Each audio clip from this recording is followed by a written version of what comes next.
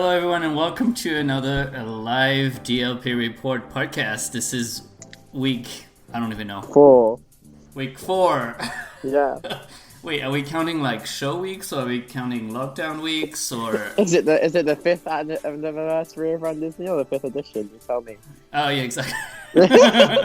So it's the 4th anniversary of the live podcast. No, it's the 5th edition. Is it the 5th live podcast? No, it's the 4th live podcast. Yeah. No, it's the 5th. We started on the 23rd, then did the 30th, 6th, 12th, and 20th. 5. Well, there you go. I have a calendar. I didn't just know it. Well, we had one on like a Sunday, so... Are you on rosé, red on white tonight, Ben? Today I'm on beer, because Jeff hooked me up with this beer club.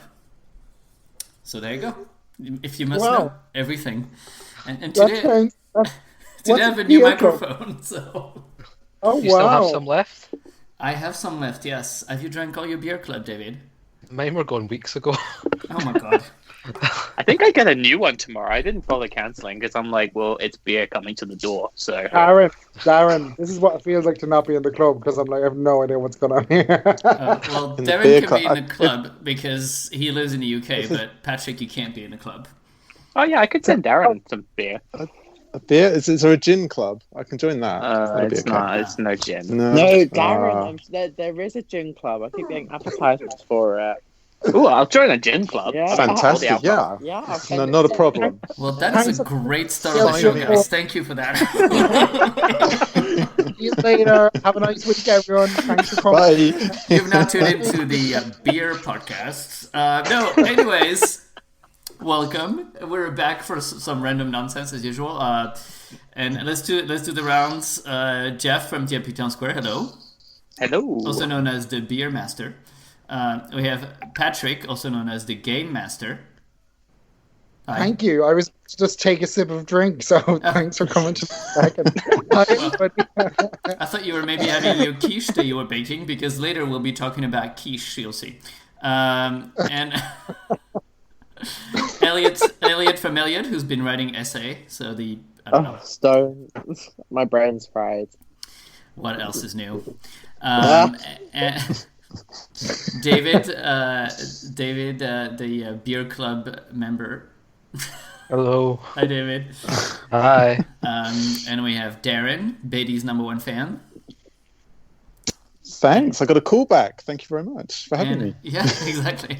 It takes a lot. I mean, we don't just invite anyone on this podcast. And we didn't scare him away. I'm kidding. It's Anyone can come on the show at this point. Anyone can come on. So. It's lockdown, so Yeah. And that's it, right? Did I forget anyone? No, that's it. Because Richie is working. Richie has a job outside his home. He's a key worker. The key word. We stand outside and clap for Richie every Thursday. Exactly. Just for him. Just for him. I have a cool story. I have a friend who does lighting design, and obviously he's got no... and it's not Maddie. And he's got obviously no work, and he wanted to keep busy and do something good for the community, and so he got hired as a Tesco delivery driver, and he's been going upstairs with groceries for like a month now, and he's completely knackered, but I don't know. Yeah. Lots of people at Apple are working at the Nightingale Hospital. Oh, yeah. Yeah. Anyways, we're not here to talk about that. We're here to talk about Disneyland Paris. We're not here to talk about beer. So someone from our team went on Saturday, all within the allowed 1 kilometer, and I don't know, there's like hours. It's so complicated. And he had his notes. Anyway, went around the parks. Everything is still there. So that's the news. Did you see that the clock on the... What did his notes say? The Disneyland hotel clock is not actually like plugged in or something, because it was like 3 o'clock and it was like 7 o'clock. So welcome to not having welcome to like having the clock like Small World for the next 4 years. On our Oh, photos? they didn't put like a couple of euros in the meter then. No, they just turned off the lights and left the door unlocked. Kind of. Well, it's Earth Week. They're saving money. But you know, there is a guy who's the clock master of the Disneyland Hotel, and he goes around and takes care of all the antique clocks and everything. Maybe he takes care of that one too, and he's at home. He's obviously not an essential worker. There was a feature about that. I think it was before Inside Ears, right? Jeff, you would remember that. No? Maybe. There was a thing about the clock master. That would be a good feature. I'm going to pitch it to them. I'm sure it's in the 20th anniversary book. Yeah, I think it is actually. Yeah. Okay. Yeah, I think it's in the book. But I feel like we had like a video or I don't know. This was Maybe. All the things roll into one. Exactly. And let's hope things aren't going to get all rolled into one in November. In October, sorry. October, November. Months. Just one of them, What please. is time? I don't even know. Let's have Hello Christmas, and let's just have Halloween and Christmas at the exact same time. Well, I was saying the other day that everyone mocked the AP party theme last year, but who's laughing now? I know. Well, True. So glad I got to see all those things one last time before they're gone forever. So, sorry, I'm distracted because my neighbor is playing some kind of like virtual game, with the headsets, but like outside on his terrace. Which is, Really? which is kind of funny to see. How can you see your neighbor? I was like, what's happening? He's out on the terrace, and I'm like, I feel like, isn't there a risk of him like falling over or something? Anyway, I would be scared. right? Keep watching. They might. I know we might have like live news. So obviously, we kind of just go around in circles with these questions, but the seasons now, the more we go in time, the less likely we'll have a summer season. It's a bit, I think if anyone's holding out for if anyone's holding out for a summer season, like, I don't mean to sound disrespectful, but like, just even looking at the delays that they're giving in France, there's absolutely, like, it's a pipe dream. There's no way in, like, if they do like a little mini thing, they might just like kind of keep their promise that they might have done something, but I would 100% be surprised if they did.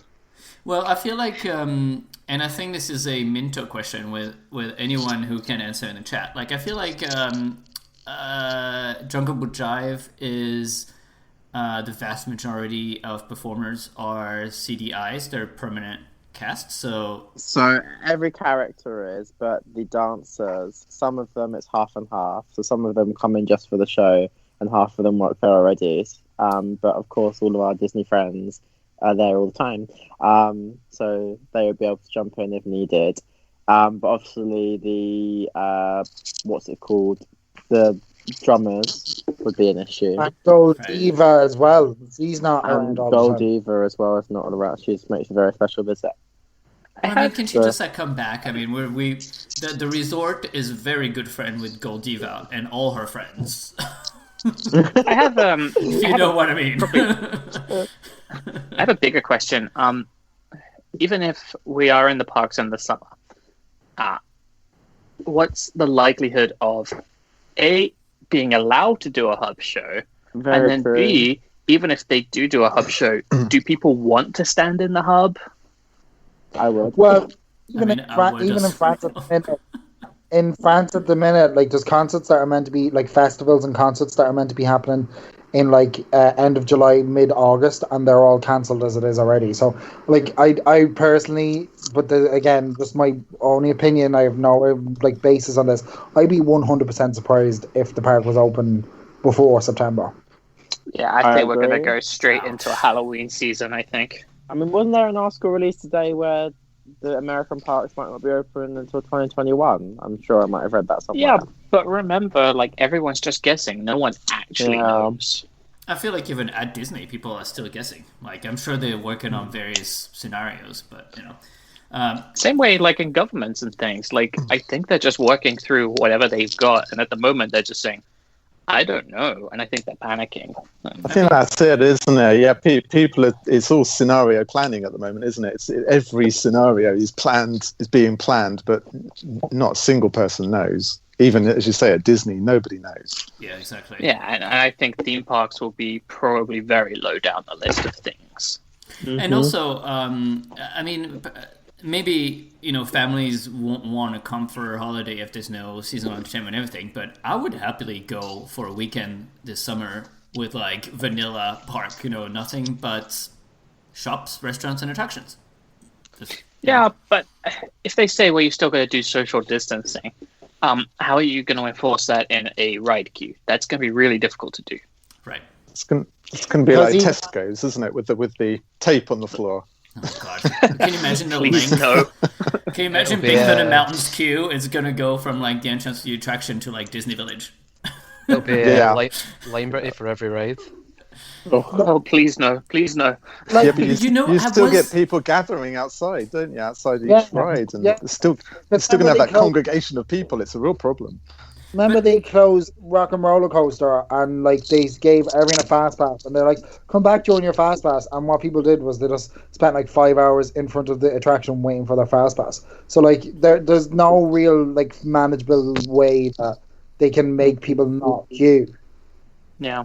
Well, I was thinking now would be a great time for their great IT team to like push digital fast pass. I know, but I mean, I have this theory that like if you give every cast member, every greeter at the entrance of every attraction, if you give them a mobile device that just like scans people's phones, and then you just select the attractions that you want, and then when you come in, you show your barcode, and they just scan your barcode, and then you can come in, and then all the attraction would be, no standby, just like you have to get a reservation for the attraction that you want to do, and as you get into the park, you pick attractions you want, and to get in, you just scan your barcode at the entrance. I feel like a system like that wouldn't be that hard to implement, but of course, maybe I'm that's wrong. the thing. But with this app, so like I have to be honest, the stuff that's on there quite now, like they're slowly getting to a place where everything there is quite well made. There's just not enough of it, and it's growing at too slow a pace. But like they launched that kind of itinerary planning thing the other day, and I have to say, like, it was quite well made, Right, but I mean, on the list of things that we need, exactly, it's kind it's of not a like at priority, the end it's of far, it. Like, exactly.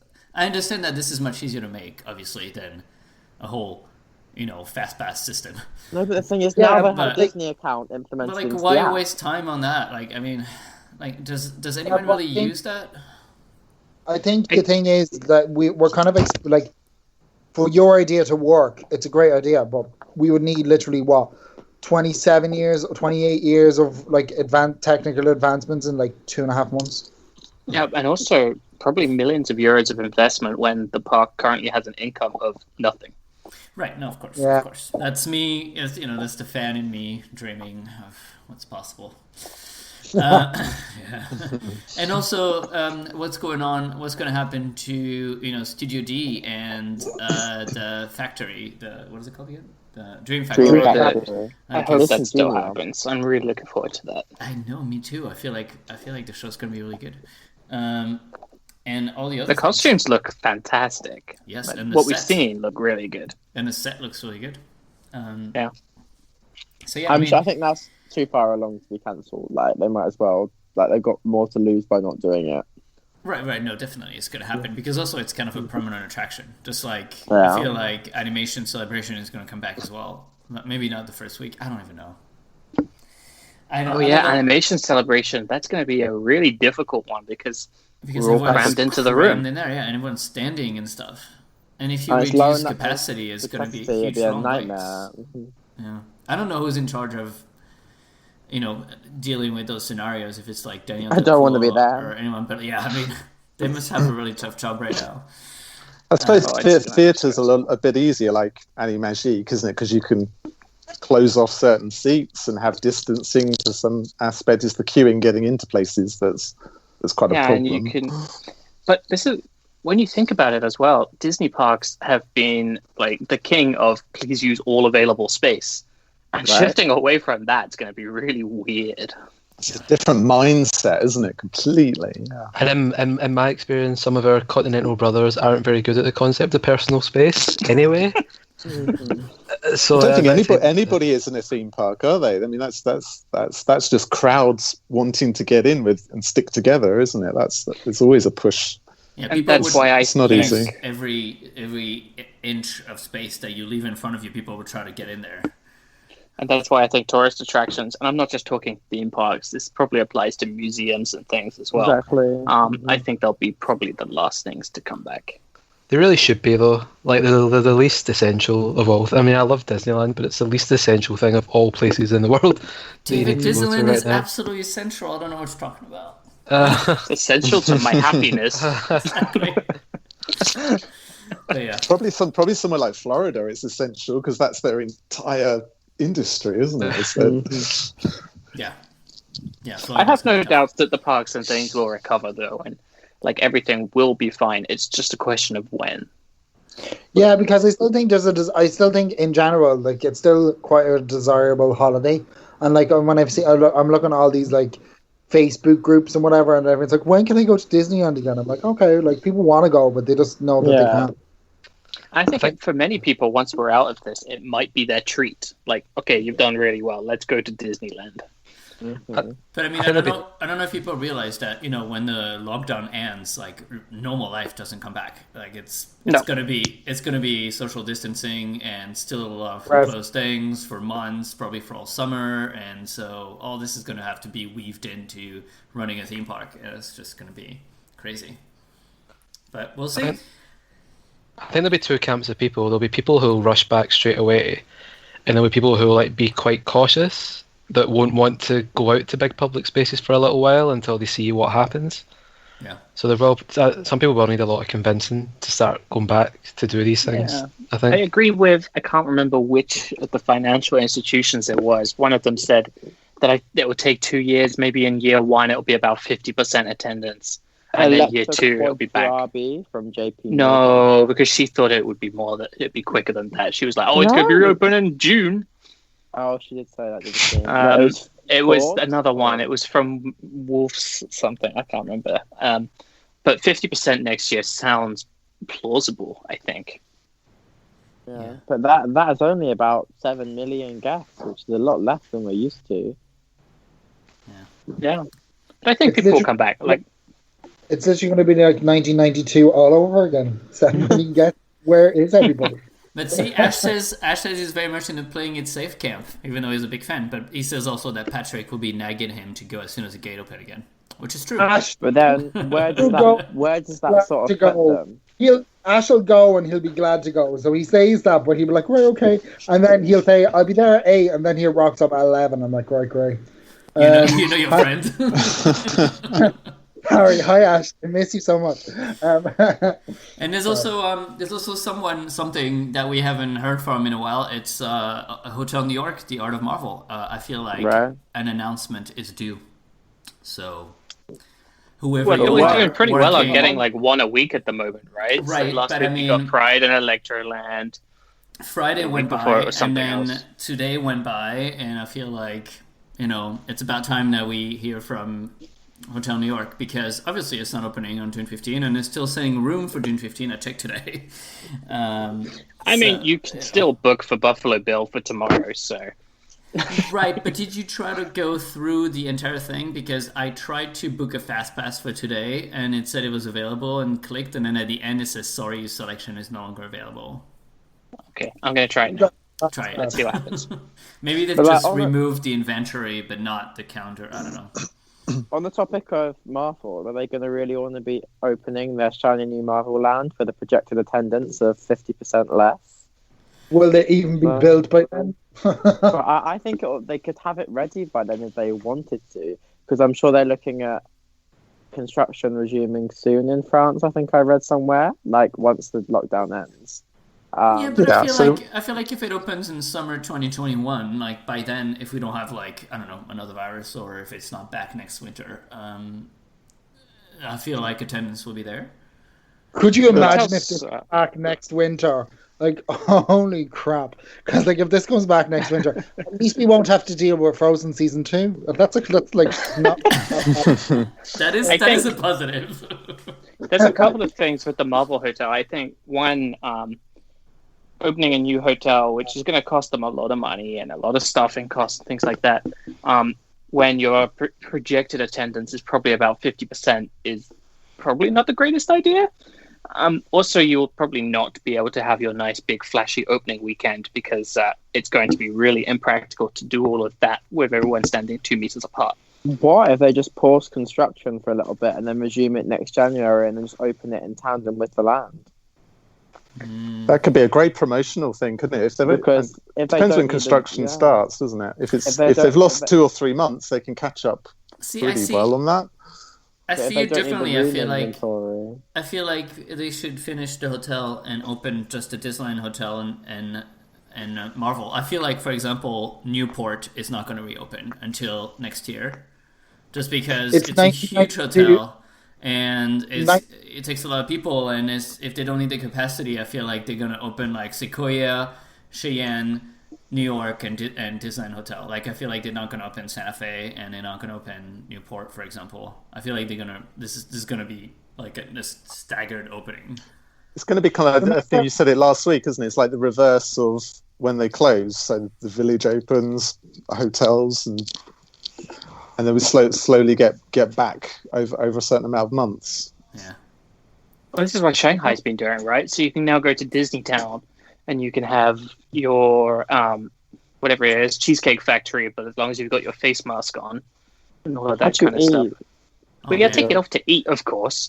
I wish we could have Cheesecake Factory. Like, who is gonna rush back to Disney Village and be like, "Oh, Disney Village is finally open. Let's go quickly." And like, probably everybody, because we just want to get outside and go somewhere. I'm gonna take my Eurostar 2 hours just to go to a Nest diner.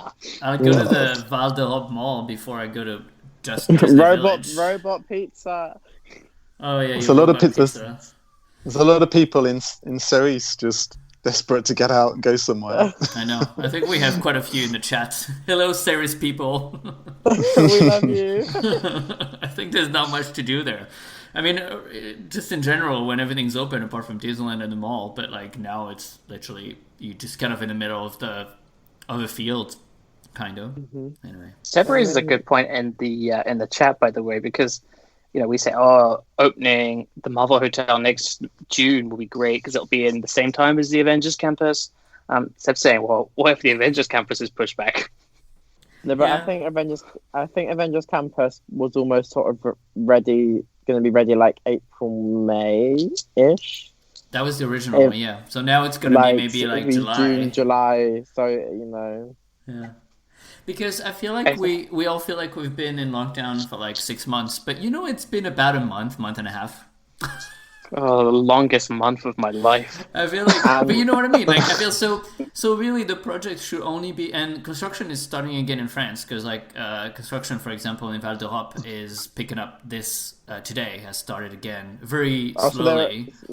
So they're allowed to start again today? Well, in Val d'Europe, some of the buildings that are being made have started again today, but obviously it's subject to being able to get the contractors, get the resources, get the deliveries, and all that stuff. So obviously it's really, and social supply chain, isn't it? That they've got to catch up on. So that's all delayed, but they have started bringing back workers on a construction site in Val d'Europe. But I don't know what's going on at Disney, obviously. Because, like, if they were smart and they sort of took their workers from New York and Cars thing and then put them on the Avengers Campus, they could make up the time and then sort of resume work on New York next January. They could do, because the foundations are out of the ground, so that was all the kind of groundwork. It's all going up, isn't it? So the big works are done. California Adventure, like they have had, like, they're like obviously a lot closer to opening than we are. But I feel like even when I was there, it was like there was a lot of structures that were up, but it didn't look like anything was majorly anywhere near finished. So I feel like because when I used to go, because obviously I don't go anymore, but when I used to go, I'd always go in and be like, I'd always go up to like the wall and be like hoping that like this would be the week that, oh my god, it's like you can see a building is nearly there, blah blah blah. But like they're still very much on like skeleton stuff, like very bare basic skeleton stuff. So I don't know how I'm obviously not a builder, so I have no idea what's going on. I feel like looking at projects like Star Wars lands, it's all kind of sort like came it's kind of like together in the last month. exactly. It's kind of like a roller coaster. Like I feel like it goes really fast at first, and then you have like a long period where you feel like nothing's happening. Maybe because a lot is happening inside, or it's very structural, or that kind of stuff. And then all of a sudden, you have like all the buildings get cladded and everything gets painted, and next thing you know, the land is almost ready in like 2 months. Maybe that's what's going to happen. I don't know. I think that's what it is. As soon as the walls are up and the roof is on, it's watertight, and then it ramps up massively. What if they pause everything for a while? Because obviously there's no money coming into basically the whole company at the moment. There's Disney Plus and Disney Store, and that's about all they're taking. What if until they start bringing money in again, they just pause everything? And maybe that's not a decision taken in Paris. That could be a decision taken in Burbank. Then they get all brings But I back. feel like all this is paid already, no? Like I feel like all those construction contracts, like they're all paid. They all like budgeted and paid off already. They have like the some big contracts they're in, isn't it? Yeah, it's not easy to get out of. I don't think they pay them like month to month. You know, it's I feel like all this stuff is like earmarked years in advance and like put off the credit lines like from 3 years ago or something. I don't know. Just obviously maybe, but they paused everything in. They paused everything in Florida, for instance, before the lockdown took place. So it is clearly a decision that Disney could take. Yeah, probably because then they could cry safety. But didn't they do that in Hong Kong as well? They like stopped Hong Kong a long time ago. No, Hong Kong is still going. They're the only park. No, but they stopped. They stopped a long time ago, and then they started back up because a lot. Like I know a couple of months ago, they like paused. Is that castle ready yet? Because I am ready for it. Did you see the photo? They've nearly got the moat and that ready now. Yeah. I don't like their castle, but that's another topic. I just feel like, do you know when you're outside and you're walking in and you can see the train station and then behind it you can see this massive spire? It just ruins the whole sightline of the whole thing. Because the park was not built to have a castle that high. I feel like the train station needs to be redone. Yeah, I'm sorry, but it's just a big dick measuring contest. They looked at Shanghai and went, "Oh, that's a bit bigger. Need bigger now here." A yellow castle, no thanks. No, I prefer the first concept art where it was pink was cute. It is a bit orange, isn't it? It's a bit orange. I don't like that. Maybe with the weather, because ours used to be pink and now it's white. So maybe theirs is going to be like a lighter color. Beige. Of beige. Okay. I feel like I should put for Hong Kong. They should put a hotel at the entrance, and everything will be fine. I know. Yeah. Where's but the Disneyland Hotel in Hong Kong is really on the side, right? It's by the water, from what I remember from the photos. Yeah. Which is interesting. I can't. With DLP, they were like, "Aha! What a success formula this is! Hotel at the entrance. Ooh, great! This is a great entrance." But then they never did it again. Anyway, I remember that Disneyland Paris basically had a blank check. True. Yeah. All the good days. That hasn't happened again. I was gonna say it was the first and last time that this happened. Can't think why. No. That could be a quiz question. When was the first and last time Disneyland Paris got a blank check? 1989. Like the lose are saying on The Price is Right. Wah. Yeah, that was pretty much Disneyland Paris. Yeah. Well, yeah. I mean, I feel maybe Space Mountain they had a good check for it. People do forget though that Disneyland Park costs the same as Disney Sea. Like, but the difference is that the Oriental Land Company were paying for Disney Sea. Yeah. Well, anyways, so is that the roundup of the news? Did we learn anything else? Well, we could talk about Pride. Oh yeah. Rest in peace.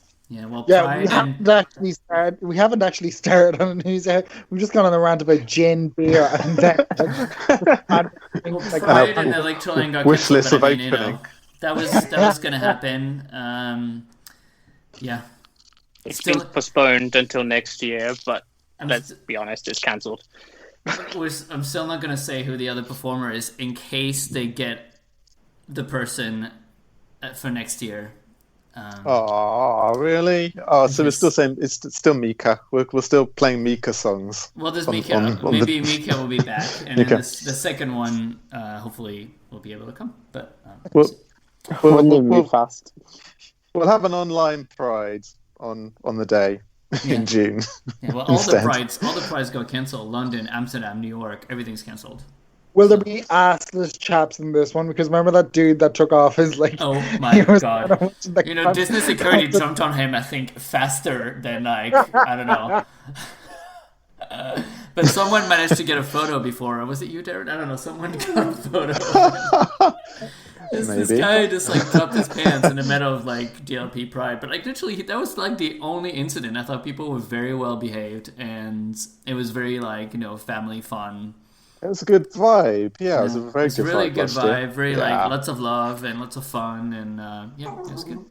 So, whose dog is that? That's mine. He's hungry. Hi, Woody. Hi, Woody. But it will be back next June. I'll be back next year. As the announcement said, it's been postponed to next year, which when they were going to do it anyway, so it's cancelled until now. That's so people don't have to like reimburse people and say, "Oh, well, you can just book for next year because it's coming back next year." No, they're reimbursing. Yeah, that's what I thought it was going to be. I thought they were saying postpone because they were going to be like, well, if you want to cancel, contact us, but otherwise your ticket will be valid next year. But no, they just refunded everyone. And the money came literally in a day. It was quite impressive. So, has it been returned? I didn't check. That's good. Yeah. That's good to know. Yeah. I mean, I'd have been quite happy to have rolled it over, but I understand there's all sorts of logistics and risks attached to that. It came on like Thursday or something. Treat yourself to a nice bottle of gin, you'll be grand. I'll do that. I'll pop up to the Tesco's Express shortly. Yeah, during a musical break. Your Tesco Express? Oh, that was an expensive refund if you're able to shop there. Sorry. And of course, Electroland also got cancelled. I hope they keep the same lineup because this year's lineup was really good. So hopefully they keep. But it was obvious that this was coming because this came about 2 days after Macron came on French television. I said, sorry guys, all big events until mid-July at the earliest are cancelled. Yeah, I mean we were talking about the day before, even before they announced it, that it was kind of a show bet. It's kind of a shame with Electroland because that was a cool theme, wasn't it, with villains? Yeah, I wonder if they're just going to keep that. Maybe they'll just keep that. Yeah, I hope so because not that I was going, but to have seen it and what they'd have done with that would have been a lot of fun. Yeah, it was a bit like Halloween in July type of thing, which is kind of fun.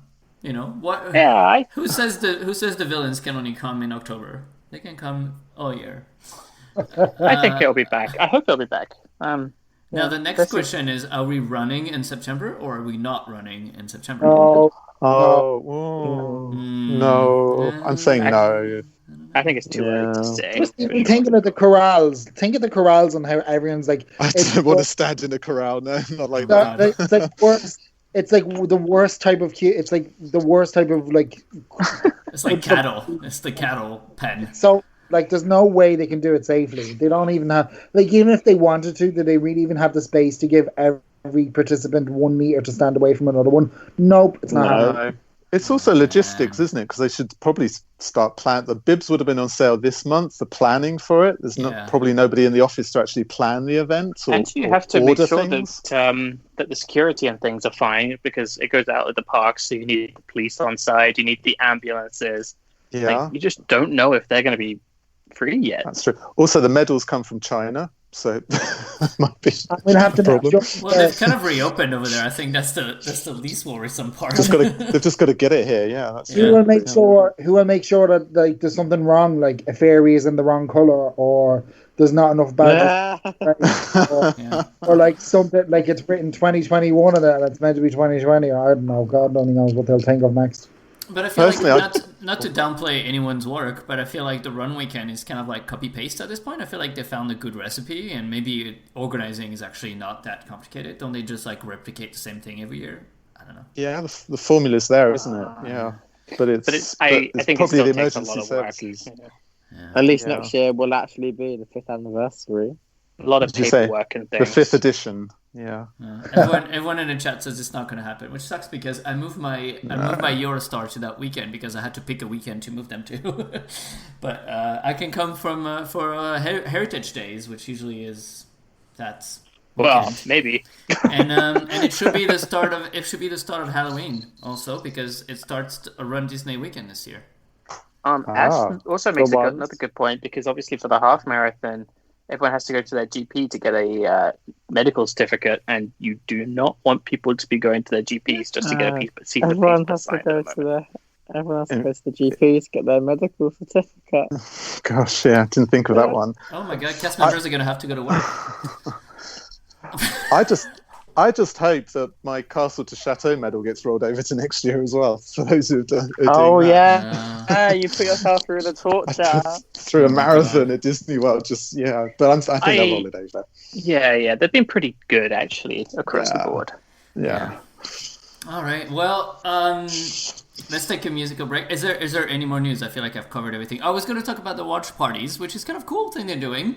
Most of the videos are actually not new, but I feel like maybe this week, like Forest of Enchantment and Swing into Spring show, I feel like these videos might be new. I don't know if they're already on. I don't think we've ever got. Yeah. We've never had full versions of Forest of Enchantment and stuff like that. No, we haven't. High quality. So that would be exciting, and I think they're just digging into the marketing / archive of DLP. I'm wondering what the Swing into Spring show it will be, because they just said Swing into Spring, didn't they? And obviously it's the Welcome to Spring one. So I think it's like the first year. Oh, the first year one. It's not Goofy's Garden Party. It's Welcome to Spring. Remember Welcome to Spring? Oh, no, I think that's the Mary Poppins one. Oh, it is the Mary Poppins one. The Mary Poppins one, yes, that's right. That was the second year, not the first year. The first year. I thought Yesterday's was great. Everybody was loving Yesterday's. It was a lot of fun. Did you see they had, on the floats, they had little cameras, the Princess Cam, Pirate Cam. I saw that. They were really cool. The only thing that threw me on Yesterday's was they all get on the float and then start moving a little bit, and then they're all back on the stage again. Yeah. What the hell was going on there? Yeah. And did anyone see Patrick? Patrick was in the video. Yes. Oh, you were in the video. I didn't see it. There. Yeah. I was actually standing at the pirate stage. You were time I've ever living seen his best life. So off-brand. No, my hands are in my pockets. I'm like, I'm not enjoying any of this. You were looking at Captain Hook, just going, "This isn't my team. It's just not my team." And then looking over to Betty, just going, "That's my team." No, I was thinking, expletives me expletive. That's what I was thinking. But Patrick's there. You can see him, a young Patrick, all that time ago, just there.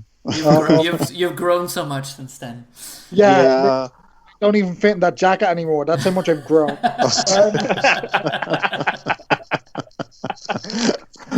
All right. Well, on that note, Patrick, we're going to come back with you for the quiz. Yeah. After the break, it's the weekly quiz, and it's going to be a mess as usual. Can't wait. And simmer down, chat. Simmer down. I did my best. And this week for musical choice, we're doing our favorite attraction soundtracks, and the first one is Jeff. Jeff, what have you chosen? Ooh. I could have picked two, really, but I picked this. I picked Space Mountain de la Terre à la Lune because it's good probably choice. It's probably really the best on-board piece of music that you're ever going to find in any theme park ever. It's just great. Absolutely, yes. Don't go like that, because then when I say my one, everyone's gonna be like, "What the garbage?" Well, Patrick, I know yours, and yours is fun. Yours is like vintage. We'll see which one it is later. But anyway, so we're gonna play Space Mountain de la Terre à la Lune, and we'll be back in 2 minutes.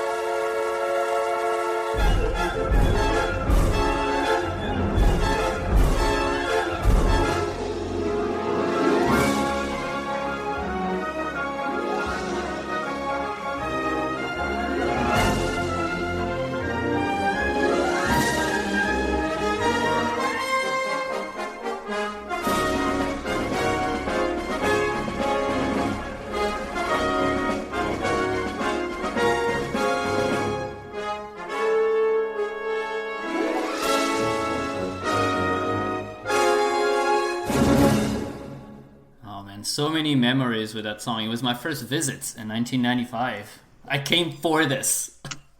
Oh, really? For the opening, or what? Well, no. I mean, I came summer 1995, so it had been open for like a month or something, a month and a half. That's cool. Yeah, and I'm sure you guys have heard that story, but my godmother, who was probably like close to 70 at the time, took me because my parents didn't want to go because they said we had already been to Florida, and I was like, it's not the same. Anyway, I hate it. I told her, and a fan was born. I know, right? I was like, it's not the same. Not the same. You don't get it.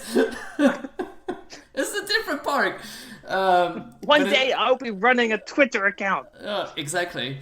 And I told my godmother that she had nothing to worry about. It was just a little family coaster, and it was no loops or anything. And she never went back on it. I think she had a good time. She did have a good time, but she was quite shaken up. She's like, I can't believe you did this to me. I took my 70-year-old nan on Big Thunder Mountain. That's one of my favorite things, though, is like when you go into like Space Mountain and you see all these like Americans and like Japanese or Asian people, and they're like sitting in, and like the overhead restraints come down over them. They're like, "What's happening?" They're like looking around. What's on? I'm like, yes, enjoy. Bye. I love like watching vlogs of Americans who go and they get off it and they're like, okay, so that's different than it is in Florida. That's differently. Do you remember David Copperfield was at the opening, wasn't he, with his girlfriend? Was it Claudia Schiffer? I can't remember. Oh, wow. And wait, is that the story? Yeah, that's it. Okay. No, there was David Copperfield walking up Main Street on a red carpet towards it, and then went on the ride. Yeah. There's a whole video of it somewhere. Space Mountain still makes me kind of like weird, drowsy when I get out of it, no matter how many years I've been riding this thing. For me, it's okay, except when I ride it, and there's that one train that the audio just doesn't work on. Oh, that's so frustrating. Sometimes you get a great cast member and you tell them, and they'll be like, "Okay, you can go again," but that happens like 1 in 10. No, usually they look at me and they're like, "Okay, what do you want me to do? See you later. The exit's over there." I'm like, "Great, talk to you later." Usually they say, "Oh, we'll let the tech people know." Anyway, quiz. Where's my quiz music? Oh, I have my quiz music. There you go. All right. So, I've never heard this quiz music. It's the same every week, but I've lost the one that Patrick wants. But I played this one instead. It's still from Tron, which, by the way, there are talks that they might do a third one, which is really a second sequel. Yes, please, and more National Treasure. I feel like Disney will approve another Tron movie just so that they can get more backstory for their attractions. Mm-hmm. I think they'll approve it just for more Disney Plus content. Exactly. Artemis Fowl, cry in a corner. I'm on the Mixler chat. Ben, you need to rename this file. Why? Quizz. Oh, yeah. So apparently I keep putting 2Z at quiz. I'm sorry, I'm foreign. I feel like that's cute, though. I thought it was just a cute thing, and then I realized you didn't know, and then I thought that was even cuter. It's endearing, okay? Yeah, I thought that was cute. I didn't realize that you could see the name of the songs at first, and then Seb was like, you need to rename all of your songs because we can tell you ripped them off YouTube. Oops. Anyways, so is there a theme this week? And do we still have to scream our name?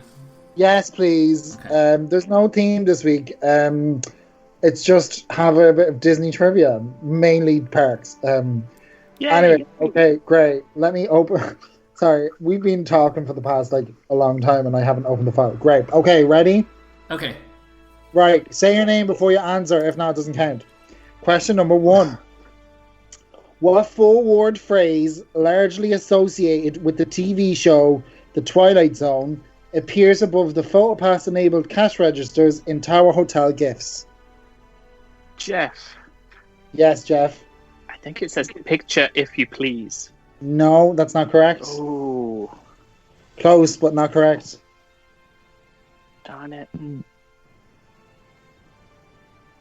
Because everyone's waiting for the chat to get in, and they're like, "Oh, me." Ben. I can't see the It chat. says the Saint Guardians of the Galaxy. Yes, I'll give you credit. Can I get half a point? No, does anyone know? No. Jeff, you really went off, but I can't give you the point because it wasn't that. Does it Just ever trying give to up? think what it is now. I actually, Does anyone have it in the I chat? really thought maybe? it was that. Is it a quote from the video? It's a quote from like the TV show because he said it at the start of every episode, and it was like a. Oh. Okay, you got it. Okay, it's picture if you will, not picture if you please. Oh. Because he was like picture if you will, and then he gave like the scenario of the week. There you go. Yes. Well done. And it's a great show, by the way. If anyone's never watched it, The remake is even pretty good. I watched the remake they did there recently. I thought it was pretty good. I haven't seen it yet. Is Okay. it on any of the streaming services? Yeah, it's called Port Locker. Anyway, next number 2. Other streaming services are available. Okay, the question number 2. Which company? Oh no, sorry, that's not question number 2. Number 2. What is the role of Stephanie Young within the Walt Disney Company? I know this. Oh. If you know it, you need to say your name, Elliot. That's how it works. Oh. It's really hard this week. Oh, thank you, Elliot. Elliot. I'm gonna get head of content distribution for Disney Plus. No. Or different. Well done. I have absolutely no idea, though. Nobody. No. Nobody. She's managing director at Hong Kong Disneyland. I just Oh, I didn't know that. Oh yeah. Oh. Tough job. Yeah. I mean, Well, great I just job, thought- but tough job I because thought, the like, park is a... females at the head of parks. I thought that would be a thing that people might know. Okay, next number 3. Which company Oh, I didn't research this one again. It's just from my memory. So if it's wrong, I'm sorry. Which company sponsors the Main Street Vehicles attraction at Disneyland Paris? Oh, Ben. Ben. Hertz. Yes. And if somebody else has another thing to say, I'm sorry, but that's just what I thought. Next, this is a new type of question, so we'll see how good you are with anagrams. Oh, So, no, I hate anagrams. I have an anagram, and you have to rearrange the anagram to form the name of an extinct Disney attraction. The anagram is Among Dread.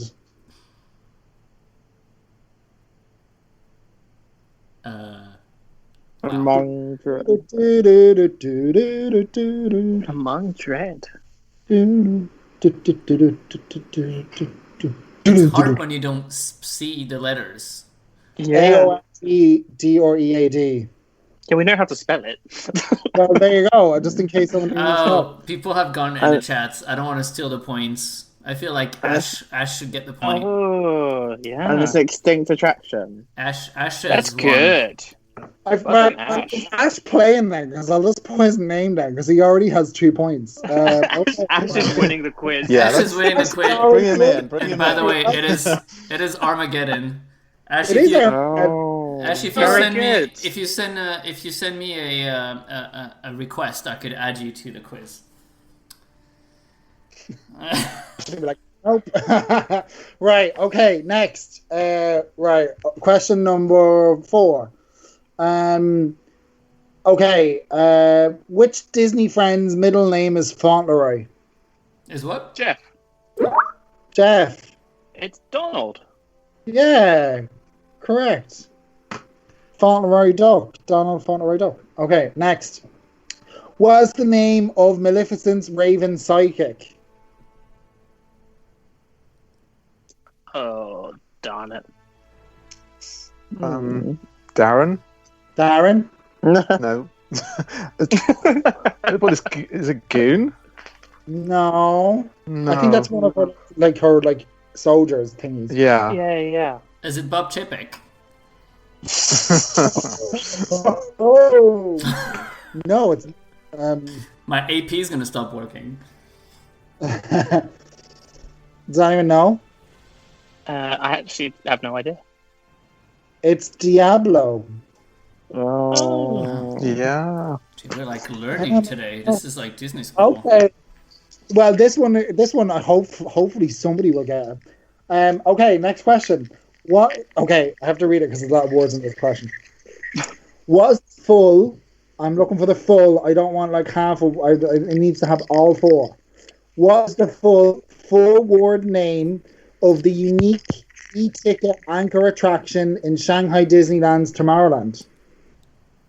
What is the full word name of the unique e-ticket anchor attraction Ben. in Shanghai Disneyland's Tomorrowland? Ben. It's Tron Light Cycle Power Run. Yeah. Yeah. Congratulations. Okay. Yeah. Does anyone else not love how Disney attractions can't just be the Spider-Man ride? It's like Web Slingers, the Spider-Man adventure. I'm like, I think Ratatouille, l'aventure totalement choquée de Rémi. Well, it has to inspire, to like give you some kind of story in the name. I love how they kind of came up with this crazy, for Ratatouille, it's like Ratatouille, l'aventure totalement choquée de Rémi. And then, for all the marketing, it just went, yeah, let's just call it Ratatouille the attraction. No, but wasn't the original name Ratatouille the ride? And then someone Imagineering. No, the original was supposed to be Kitchen Calamity. No, I know it was Ratatouille the ride. Isn't that? I'm sure a sign got put up saying Ratatouille the ride. No, they never put that sign up. Kitchen Calamity, is that what they're calling it in Florida? No, they're calling it something else in Florida. Remy's Ratatouille Adventure. Oh boy, even worse. Just gone for adventures, basically. That's basically what it is. A Web Slinger, a Spider-Man adventure. Great, let's just Everything has to be an adventure. But I mean, do you remember when the first sign of Ratatouille was like a giant cooker with a? Yeah, I actually liked that. It was very. I liked it. Mm-hmm. I liked it. It was flat, but then they put up the new one. It's like, okay, well, yeah, that is better. Yeah. Well, someone at Imagineering was like, no. Nope. we But they actually put that. They put that on the park map, by the way. That was the one. Oh, it was a really late swap out because they put it up in April, May, and the press event was in June. So, that's the kind of quick turnaround that one got taken away for. Yeah. Well, the whole sign was up and lit and functioning. It was just done with the ugly one. Yeah. And then they just removed it. Yeah. This was the very beginning of my social media Disney career. I was already out and about. You were. Were you at the press events? Yeah, I did actually. I was at that one. Yeah, and that was fun. Jonathan was presenting. He was ambassador, right, at the time? Yeah, he was the ambassador. Yeah. And what's his name? Colgate Smile, right? That was still Philip Gas. Philip Gas. Philip Gas. Yeah. And Bob Iger came for that one. Yeah. God came. Did Bob Iger come to Disneyland Paris and was like, what the hell is a Disneyland Paris? No, that's not true. He comes to Disneyland Paris quite a lot. I'm joking. I'm just mean in the fact that Walt Disney Imagineering were like, what's a Disneyland Paris? We haven't been here in so long. But that was his that was very much his last public appearance at Disneyland Paris. He hasn't done anything since. No, he came to look at Phantom Manor. He came right before the Phantom Manor refurb. Yeah, he came to look at it, but he never stood on any stages or anything. Oh, no. Oh, well, we all thought Bob he was Chapek. come. We Luke all fine. thought funny fair. Bob C comes quite often, doesn't he? Oh yeah, Luke found the Ratatouille the ride. Patrick. Sorry. Did Patrick make another dirty joke? Because in the next segment we're gonna talk about his quiche. So. Is there more questions, or are we done with the questions? I Patrick? feel like there's more. Oh no, we've questioned. Sorry. Okay. January 5th. I don't know what question it is, but Ash is tied with Ben on 2 points. January 5th, 2020 was a defining day for attractions at Disneyland Paris. What happened? And it's only the thing I've written down, not something you've imagined. January 5th, 2020 was a defining day for attractions at Disneyland Paris. What happened? Ben? Yeah. Was it the closure of Tram Tour? Yeah. Oh, yeah, that happened this year. Yeah. Everyone. Yeah. That's what. Was there something else? I feel like there was something else. No, I think that, well, it was the last day for Blockbuster Cafe as well, for Restaurant des Stars as well, I think. Oh, God. Who? Don't know them. Oh. No, but I just thought the question to include because it feels like Studio Tram Tour closed like 4 years ago. It does, doesn't it? It really does. Well, There's no trace of it. Might as well. The loading station got flattened out in like not even a few weeks later. Like It went quick, didn't it? Poor Jeremy Irons. Yeah. Been going around for years. Like The only good thing of COVID-19 is it's probably saved us from the cast trap tour. I don't know. I feel like this is going to go ahead. Maybe not in What- August, but I feel what like we're money? going to get it. They need the capacity. Do they? Imagine though if COVID came a bit later, and then it meant that Tram Tour was saved yet again. Wouldn't that have been wild? Yeah, that would be the worst. No, because they needed it for this summer before Avengers Campus opens, and they won't have this summer season anymore. But I feel like they still need it when Avenger Campus opens because people are going to come to Walt Disney Studio Park, and sure enough, we're going to have boarding groups for campus because that's literally the only exciting thing happening in that park with Tower Terror. And So people are going to come in, Are they enjoy gonna a come in? campus, and then go, "Oh, that was good. Shame about the rest of it." I think they'll go to Tower Terror, which is nice, and then go to Ratatouille, which is a nice area, and then in the middle, you just have to kind of close your eyes. Toy Story Playland is pretty. It's just a cast member blindfolding you and leading you to Ratatouille. Oh, that could be a concept. I mean, It's like that Netflix film with the blindfold. Oh, no. What? Bird Box. David, Bird tell Box, us yeah. more. No, I remember that Bird Box film where they all have to wear blindfolds to go outside. Oh, no, I don't know. That will be your. And you've sort of seen it. Oh, okay. Well, you guys can send me the... It's on Netflix. You can use it on Netflix. It's fine. You don't need Putlocker for this one. Okay, next one. What town? I can't remember if this was a question before, so if it was, I'm sorry. What town is Disneyland Paris twinned with? Oh, Jeff. Jeff. It's Dinan in Belgium. Now that you're saying this, I definitely think I did ask that question before, so sorry about that. No, I don't think you have actually. I think Nobody- maybe you've used that question on our sister show on Sunday night, the French one. Yes.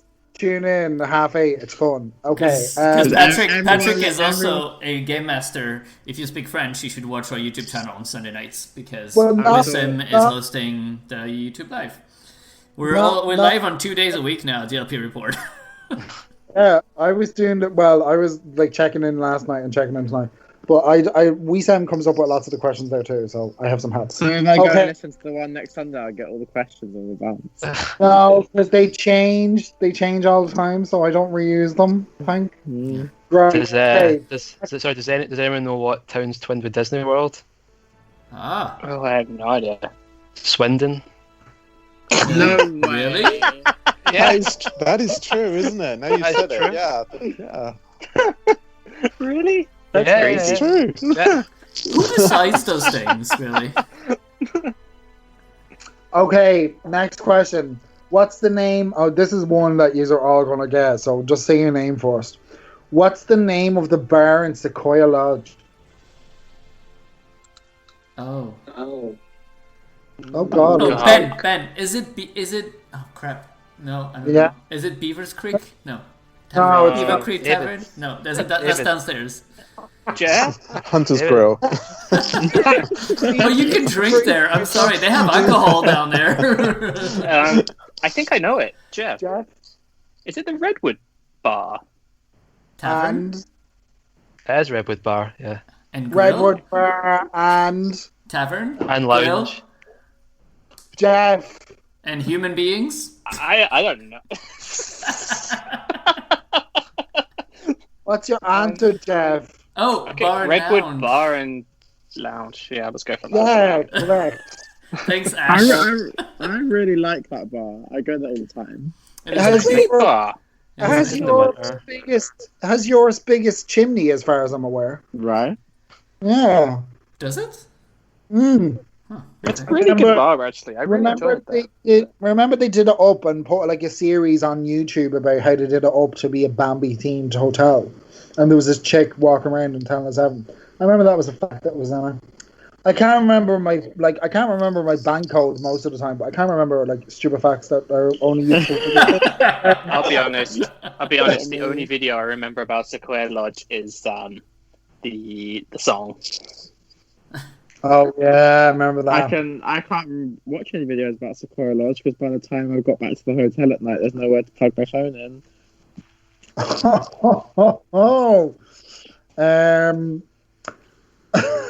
All right. Sorry. I'm just, I see what you're looking at, Patrick. Next question. I had to stop myself from laughing. It's Europe's biggest lingerie section, so I'm told. What is the well, story?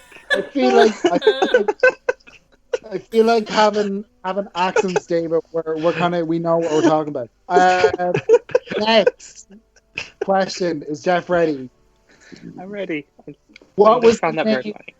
What was the name of the show played for one season in studio theatre for the 2008 Christmas season? Oh my god. Elliot. I'll take 2008? I'll take either English or French, whatever you want.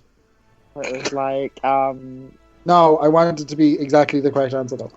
no, because we had a name for it in our group chat, and that's the one that's in It my is now head. called Ding Ding Dong, or Ding Dang Dong, or Dong, or Dong Ding Dong, or I actually know this. there's If- no if Elliot dings, doesn't no know it, dongs. Hang on. Order in the Skype chat. Elliot, what's your answer? I default to Jeff. It's like Donald's Christmas. No, Something. it's under like Ding Dang Dong. It does have Ding and Dong. Hey, So what's Jeff. Ding Dang Dong? Jeff. Hi. What is the English name? It's called Underwear Ding Dang Dong. Yeah, correct. Oh, And that's it's- good. What is the English name? I have Merry no idea. Merry Jolly Jingles. Oh. And I remember I saw that in real life and I was like, what is everyone going on about? It's not that bad. And then I watched it on YouTube today and I was like, yeah, it was terrible. Yes. I Um, remember okay. like And- going in and I was like, you go in and they're playing this Mickey short because I went in after they reworked it a little bit because it was that you had this little singing song, then you sat and watched a 10-minute Mickey short, and then they sang a bit more. So I was walking in and you missed half the Mickey short, and then it's like Donald goes all around, plays with some tinsel, Olaf pops in, Donald comes back with some more tinsel, and what the hell? And Yeah, someone, but it someone was was the world's longest writing cards tinsel. at some point. It was writing Christmas cards, but then like in the end, like no one's like done it anyway. Way everyone wanted to sing their favorite Christmas song, "Let It Go." So they were like, "Let's just do it." And it had the But- world's and- longest tinsel, didn't it? It was huge, that piece of tinsel. Yeah, So like the chimney at Sequoia Lodge. There you go. And I'm gonna plug because Donald did have a cute outfit with his hat had little snow on it, like sewed in. Yeah, and, that was fun. And so tune in to our new section to Daily Donald every morning, starting today, and you can see this costume again very soon. Have run out of mini costumes. It's not that it's not that we've run out of mini costumes. I'm sure we could have sourced more mini costumes, but it's been 5 weeks, and the girl's tired. She's tired of changing. She's been in a changing room for 5 weeks, and so we're just switching it up. It's just after mug of the day, isn't it? It is after mug of the day. Yeah, I mean, Oricana's become so predictable, but it keeps the fun going. And Darren, especially because you're winning the mug game with all your amazing mugs. We got a fair few months of this still to go, guys. We might have to switch up. We're going to have like fridge magnets of the day or something. I don't know. Maybe, yeah. We're gonna have to start. By the end of it, it'll just be like alcoholic drink of the day. We'll just. I'm gonna start buying mugs on Shop Disney so I can keep doing it. Just Google images. I'm just gonna have like 10 delivered every week, and just like no. Is there more question, Patrick? Patrick. There's one last question. Hi. There's one last question, but it's only for Ben and Jeff because you're both tied on 4 points. Oh, okay. Oh wow. Bring this it. is like a So, face-off. yeah, Like, it's a dim the face-off. lights and things. There's some It's a tension tie- music. It's tied. Darren, just cough if you know the right answer. Oh, topical. Okay. According to the plaques installed by World of Disney and to the nearest 500, Oh my god. how many kilometers separate Disneyland Paris from Disneyland Resort? And Jeff, you can go first. Why? Oh boy. Oh boy. Okay, I'm gonna have to say something random now because I have absolutely no idea. 9,200. And Ben? I think it's a little bit more. I think it's like 11,000. No, it's 9,102. Congratulations, Jeff. You're this week's winner. Okay, that was an absolute guess. Well, Jeff there was you go. freakishly What is the accurate. I was total? like, What is the total countdown? I can't speak tonight. So, David, Elliot, and Darren, you'll have a better time. Bad week. Bad week. Ash is on 2 points. Well done, Ash. Ben, Who's not even on the call? Ben, you're on 3, and Jeff is on 4. So congratulations, Jeff. Well done. That was good. That was the hardest one yet. I enjoyed that. Yeah. Yay. Thank you, Patrick, for putting it all together. You're welcome. I'm not doing it themed next week unless I really have to. You might do a theme, or you're not doing a theme. No, I'm not, because No, I that's know fine. Elliot was like, I'm waiting. I for my Stars on Prey quiz. And if you do a theme, don't announce it. You just do it. well, like last week I did, the week before with Illuminations. I personally thought that was hilarious. That was so good. But when it was halfway through it, you were like, "Are all these questions about Illuminations?" I was like, "I'm so sorry." Forgot to say. It was very funny. I enjoyed that. So, as a perk, you get to pick the next song, Patrick. And which song have you chosen? Well, I've chosen one that's a lot less better than the first one. But the reason why I chose it is because it was the first attraction that I tried in Disneyland. So I actually went for... Oh, everyone together. Oh. Yeah, I went for Is it Space... the Goofy Sky School soundtrack? No, Space Mountain. It's the regular one, and I feel like it's a lot of fun. Because I wanted to choose another one, but Ben already picked it. So I was like, okay, I'll just choose this one. It is a fun song, and it's like so retro and vintage. It has this old sci-fi series sound to it. I listen to it on the reg. It's on my phone. I love it. There you go. All right. Well, we'll be back in 3 minutes after Space Mountain, the original. My first attraction in Disneyland was Smuggler's Run.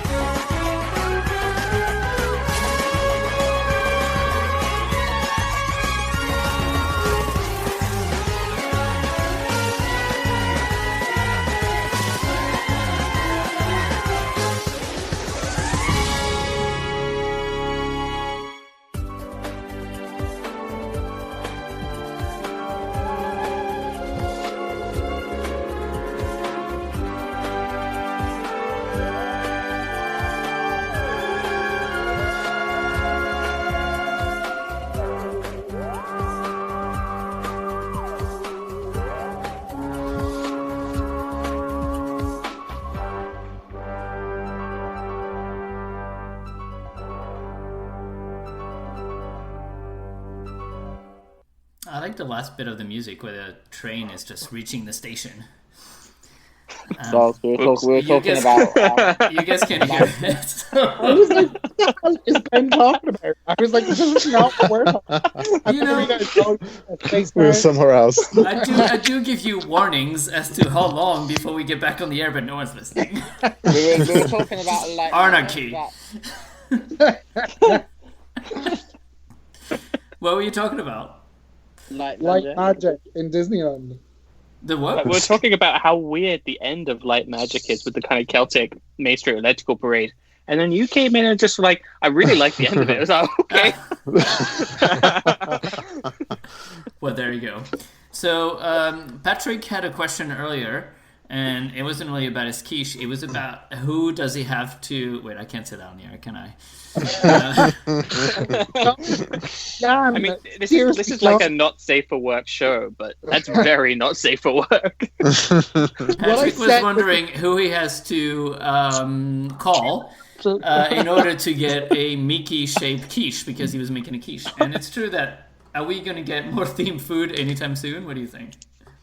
No, they're taking it away. Well, no time soon. No. Well, okay. When I say anytime soon, I mean once it reopens. This is the resort that they came up with a frozen menu for Lucky Nugget that was Carlsberg, and next to Puente del Oro, they served instead of a frozen snack, it was cod soup. So, yeah.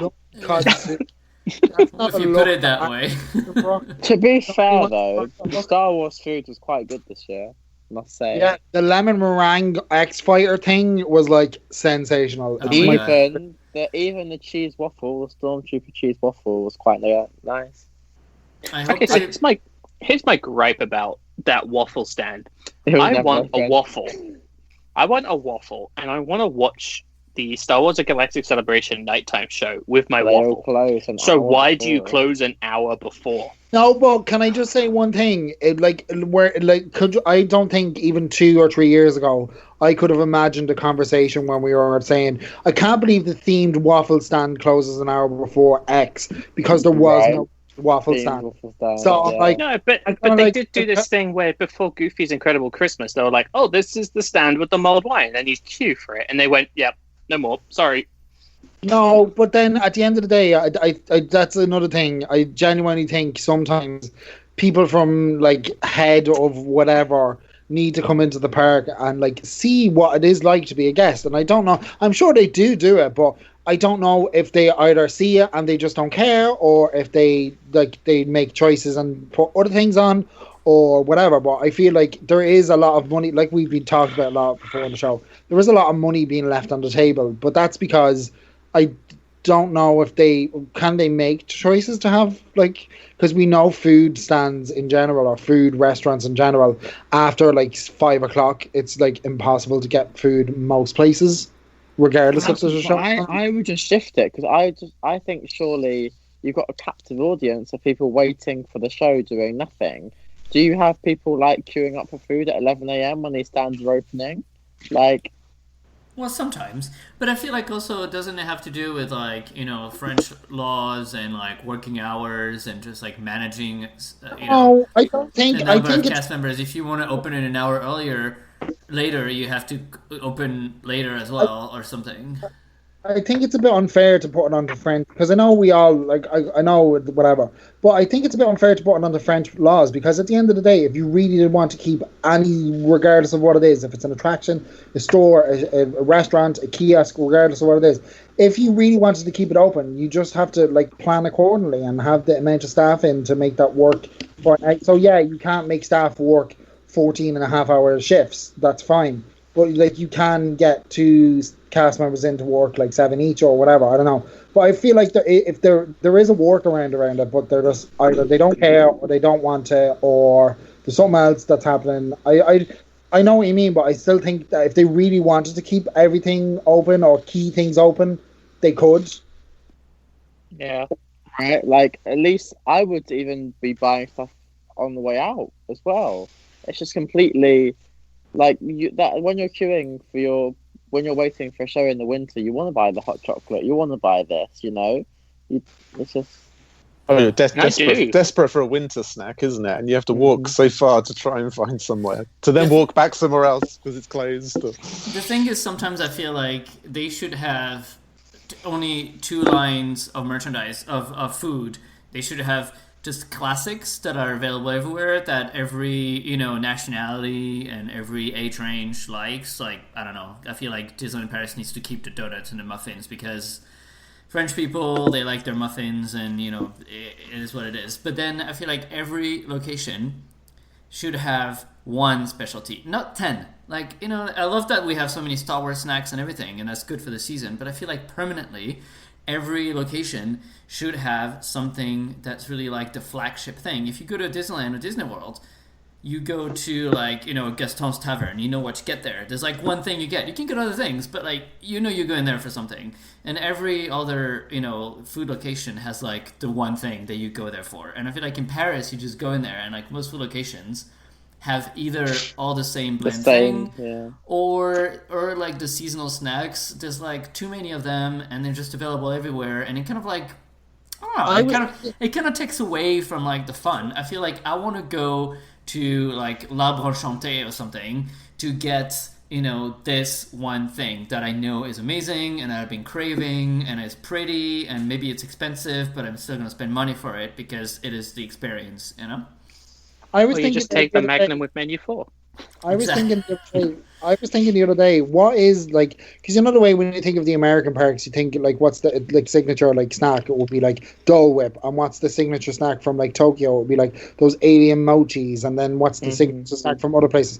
But I was thinking, I actually thought to myself, what would be the signature snack from Disneyland Paris? And Nutella. I was thinking Pineapple whip, Nutella muffin, Nutella crepes or something like that. And I thought, how depressing is that?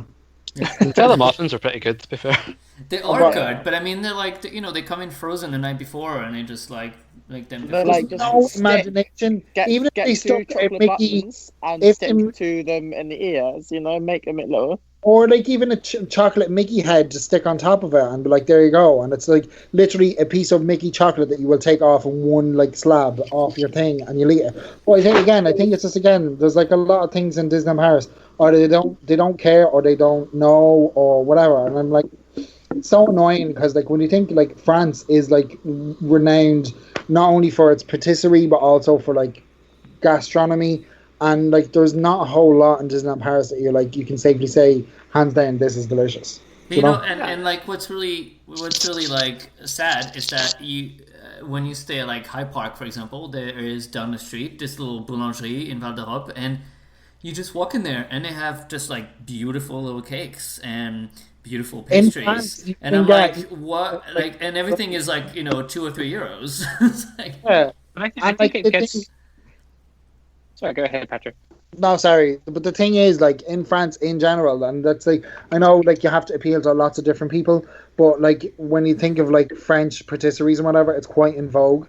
And French people are quite used to having a boulangerie around the corner that they can buy, like, a tarte au citron or, like, a chocolate brownie or whatever. For, right, like, but make it shape. Or put something on it that makes it original. So, like, add an extra, like, 2 or 3 euros, like, make a brownie $4.50 and have it in a Mickey shape or whatever.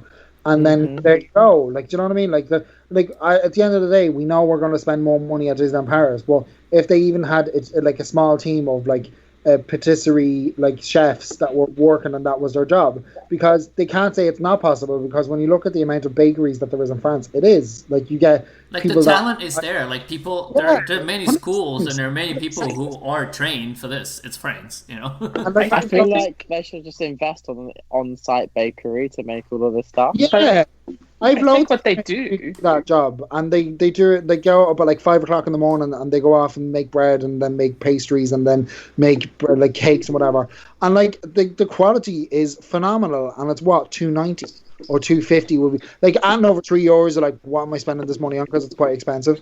So like, you definitely could get a great quality for like what, 4 or 5 pastry chefs, because in general, boulangeries in France aren't that, like, there's not like 100 people working in the kitchen backstage. It's like 4. I think Paris always takes this easy way out. So, what sells? Well, I can get a muffin out. Okay, great. Sell a muffin then. What sells? Okay, Madeleine. Here you go. Here's a Madeleine. Like, it's really easy stuff. And I think that they Those, just like, conditioned the shortbread guests. cookies, with the Nutella in the middle. The ones they did Yeah, and for the Frozen condition- Celebration. It worked for the Lion King and Jungle Festival, so now we're getting them for Halloween, we're getting them for Christmas, we're getting them for Frozen, we're getting them for everything. And what they do is they kind of condition the guests to kind of boring snacks. Yeah. But I think there's also this whole... They could just slowly introduce, like Patrick says, maybe you have, or I think it was Ben actually, you have that one interesting thing per place, and then you can start really beginning to play with things. Like once you've got people used to, oh, if I go there, I can have that cool thing. And then people will buy it because people like things that look and are kind of cool. Yeah. Once you get people used to it... If you look at for Halloween, they randomly had this really cute little pumpkin as the dessert of like the Hyperion and Onculis. That was good. And it was lovely. It was like a chocolate pumpkin, and it looked very cute. Has And I'm caramel sure, inside. yeah, it was so nice. So they And we did went nice to things. get one. Do you remember? Yes. Yeah, we literally we were like, hi, can we have just a pumpkin, please? And they were like, yeah. But that's working on, like, going back to what you were saying, Jeff, and I completely agree. Having like one thing in each specific location that does like a thing that's like unique to them, and I completely agree. But I suppose we're working on the assumption that that location will be open, because like there's a lot of places that, you know, when was the last time Toad Hall was open, for example? Like, and even in Toad Hall, they have like an interesting like chicken muffin sandwich thing that I don't think they do in any other location. But like that was their one thing, and like fish and chips and whatever. I know they do that in other places as well. But like, I like the chicken muffin sandwich thing was like their special thing, and I can't even remember the last time that location. You know, in DCA you've got Schmoozies, and they do that milkshake that's like a Saucer and Mickey milkshake. Yeah. Oh. So you need something like that that's really, really, really visible, so that when you're walking around the park holding your Saucer and Mickey milkshake, people then turn to you and say, "Oh, that's cool. Where did you get that?" But the problem with that is, and that's one of my main problems with Victoria's, is that again they've preconditioned guests to spend €10 on a milkshake that has 2 milk chocolate buttons in it, and it's like, oh, here's Mickey. And I feel like that's like, again, I went with Ash once, and admittedly it was just when it had opened. It was like a month or 2 months after it opened, and we had a terrible, terrible, terrible time in there. And I'll never go back because it was really that bad. But like the thing is, they're conditioning people to spend €10 on a milkshake when, in my opinion, milkshakes are like common theme park fare. There's nothing like. But I do think people would pay that. It's the queuing to get in there that's the problem. They're quite happy to pay €10. They don't want to wait. They don't want to wait to get into these nice places. About 15-20 minutes to come when you want to order them. Just imagine you are like thirsty. Schmoozies. I'm thirsty. Yeah, imagine you are like now. Schmoozies. And, you know, you could be churning out these €10 milkshakes like one People every will pay 20 it. seconds or something. Absolutely. It's the speeds to get it out there. Go. That's the, and then they'll rake in the money, and then they can build on that to make it more popular and stop people bringing in their own sandwiches and their own packets of crisps and things. Well, now they're opening Pret in the train station, so that's not going to help anything. But people would perhaps not think about doing that because Oh they yeah, might have to go and buy Appeal. something if it was quick. yeah. I mean, I think you need a really visible snack that's like, yeah. there is like the Schmoozies An like, icon. cup milkshake because You it's need so Yeah, I visible. at least one I per agree. land. It's all about advertising, isn't it? As You you're need at walking least around the park. one per You're right. land, and you need to have a food guide and have at least 1 or 2 items per land. Like in Discoveryland, there's so many possibilities. Fantasyland is even easier. You know, where's the like pirates inspired or Peter Pan inspired dessert of like somewhere in Adventureland? You know, like But even in love it. Disney World, they have like the Cheshire Cat's tail, which is just a chocolate twist decorated with the purple and pink icing. Why is that not being sold outside the labyrinth? Like, exactly, yeah, because you know you just coming in or coming out of the attraction and. It's just like the perfect thing to like complete your experience. I've just been in the And labyrinth. I'm gonna have the Theme snacks are popular because have you seen how many of those Darth Vader waffles they shipped in Discoveryland? Yeah, Have you Like, seen they- like at Christmas time when they do that whole? Do you know that like it's like chouquette, like the puffed sugar with like a Yeah. mini top and whipped cream and like a chocolate sauce. I like they sold that at the L'Arbre Enchanté, and the Arbre Enchanté is like busy all day with people just getting that because they're like, oh, that's cute, and they get it. But And the I Arbre really Chanté like- has like one cast member in there who's always overwhelmed, and you know, bless them because that must be a shit location to work at. There's no room to have enough people in there anyway. I feel so sorry for the Chariot cast members because 90% of the time it is one person, when really you should have one person on the till and one person making the snacks. Absolutely. So they have to like take the money, put gloves on, make the food, and do it all over again, and it doubles the time. Yeah, and sometimes they're just waiting for your waffle to be done in the background, and then they have to, do the till as well. Mm-hmm. Another interesting thing they've done at Disneyland recently in California is how do you jazz up the really boring old popcorn stand? In Paris, you get this really horrible gray or brown, whatever it is now, popcorn holder. Well, in California, they just said, okay, well, here's a vintage-looking thing, and it looks really cool. Yeah. Remember when we had blue popcorn? Oh, I still remember the after effects of that. Remember when everyone had blue mouths? No. And blue other things. Something else, yeah. I literally read I wish it was. You were internally themed for the 25th anniversary. I read about that online, and I was like, I saw people were having like green shits after or whatever. So literally, when I had them, I was like, oh, good, I don't have cancer. It's just because it's not. I thought I was like dying of cancer. It was like I've never seen a green like that in my whole life. It's terrible. I remember buying it, and I think I was with Alyssa, and the next day we met each other. We were like, "Is your green? Yeah. Oh, okay. It's the popcorn then." Yeah. These went away pretty quickly. I think people. I'm sure. At least I'm sure people went to City Hall and were like, "So, how am I going to tell them this?" No, I wonder if it was like Catherine, like, "Oh, I want to try the blue popcorn." God, you feel sorry for the City Hall cast members who walked in there, and they were probably not expecting the complaints they got. Like, the complaints all day was, "My shit is green." I mean, I feel like they've heard everything at City Hall. Every time I go in there, I always overhear a conversation next to me, and it's either like really like dumb question or it's really just weird situations. I'm like, wow, you guys do this all day. Bless you. But anyways, so food, snacks, man, I don't know. I feel like, I feel like they need to just clean up the whole department, to be honest. I don't know. Yeah. Just get some new people in and like get the deputy head of food from Disneyland to come and be the head of food at DLP. Yeah. He wouldn't last a day. He'd have a stroke. Like, what's going on here? Yeah. But I looked at the LinkedIn of the current head of food and beverage, and like his prior experience is not in the right places. Oh yeah, you don't have to say this. I want to get Snoop on that. But like you look at California food, just to go back to it, and they kind of came out and they went, well, here is a churro that has some sugar that we have made green. It's an Infinity Stone churro. And people went, oh, okay, yeah. If you say it loud enough, people will believe it. Yeah. No, but like the thing is, when you go, I don't know about you guys, but when I go to Disneyland, I've only been twice, but like when I went each time, my email box was like bursting with like mobile order, because they literally mobile ordered everything. If the restaurant didn't have mobile order, I didn't go near it. I was like, no, I'll just mobile order. They make it really easy for you to give them money. Yeah. Like I spent a lot more than I was intending. In my head, I was like, yeah, I'll spend like $30 a day. I spent like $100 a day on food. Oh, should I get a drink? Oh, yeah, I can get a drink. I'll just do it on my phone. And in Paris, it's like, oh, I want a drink. Oh, I don't want to wait half an hour. I got to That's exactly what it is, isn't it? Yeah. Yep. Sorry. Yeah.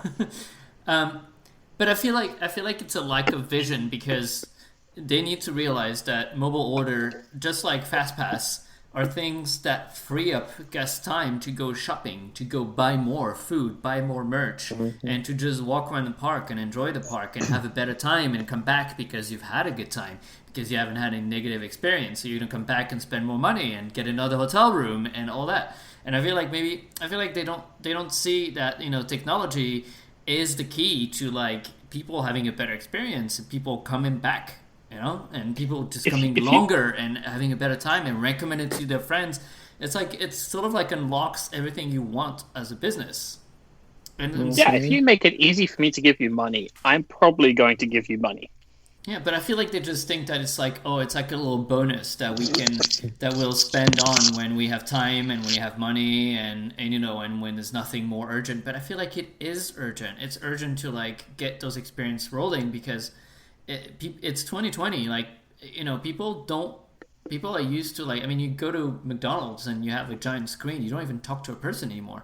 And you get your whole order in like 1 minute, and people don't want to queue 45 minutes for a muffin at 9 in the morning and just miss all the, extra magic hours and all that stuff. How many times has anyone here been stuck in a queue behind someone who ordered 3 cappuccinos and it's taken way longer than it should have? Oh my God, and I'm every time. I'm not having a go with cast members because I do understand cast members don't have it easy.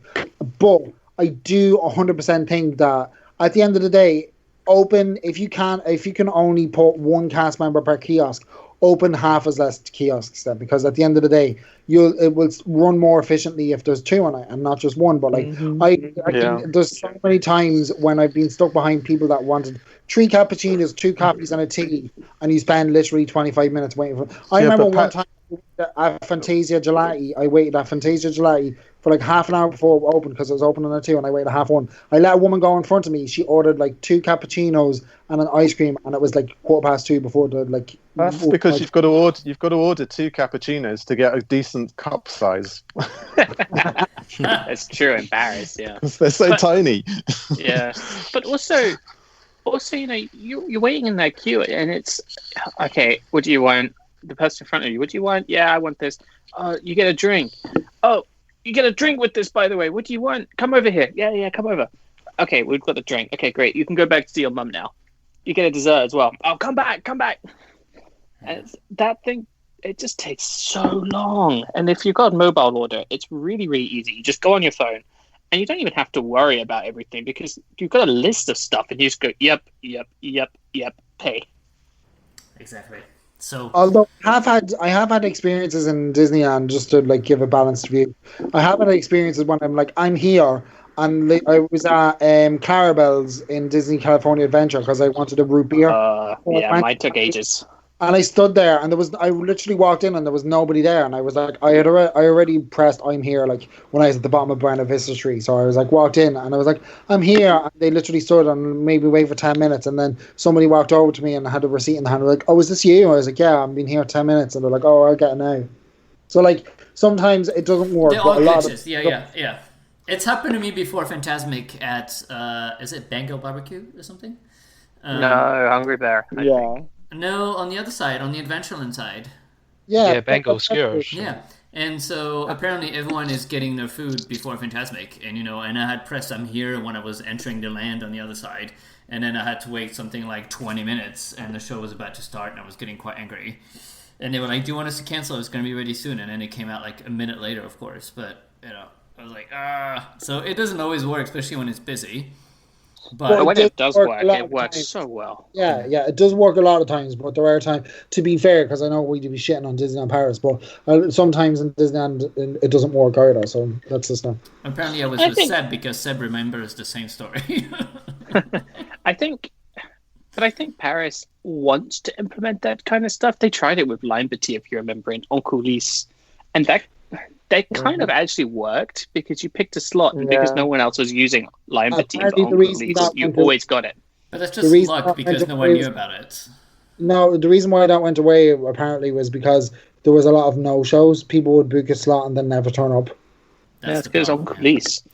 That's also the problem with restaurant reservation. Remember, we could go through the Belgium or Netherlands website to. Oh, you still can. But like they're gonna remove it because restaurants were complaining that they were half empty because people were booking 6 table service restaurant in the same day and like showing up to 1 if they're lucky, and so all the tables will just sit empty. Make us pay €10 for the reservation. Exactly. Yeah. And it eliminates that problem overnight. I do feel like a lot of times, and I don't want to be like the broken record because I love Disneyland Paris, but I do feel a lot of times there is a very easy solution staring them in the face, and they will move heaven and earth to justify why they're not doing it. Agreed. Because that online booking system worked really nicely. Yeah. Yeah, but you just need to have an extra page to put your credit card, and it takes your number, and then if you don't show up, then you get charged 10 euros or 20 euros or whatever. And then people will stop making like 16 reservations a day. It's just really quite straightforward because it works in the US. If you don't show up in the US, they charge you $20, and no one wants to be charged $20 per person for something you're not getting. So, yeah. Anyway, you've also got to open your restaurants to work. I know. Let's not open. But that's another thing. Let's not start that debate because then we're going to be here until Halloween. The parks will have reopened by the time we're done with this debate. Should we go to another musical break, and then we'll take questions from Twitter, and also if you have questions in the chat, you can put them now, and then we can talk about it after the break. And it is my turn to pick a song, and it's also Patrick's song because Patrick, you wanted that one. I love this song, and I can sing it a little bit in my head, but not really. Even though it's in Japanese, I feel like I've learned Japanese just from that song. Yes. And it's a lovely, lovely, lovely dark ride in Tokyo Disney Sea. If you ever go to Tokyo, go to Sinbad's Storybook Voyage. It's just so lovely and magical, and it's really well done, and it's really detailed. It's just lovely. So yeah, I'm not going to play the whole song because it's 7 minutes, so I'm going to play half of it, and then we'll be back after Sinbad's Storybook Voyage.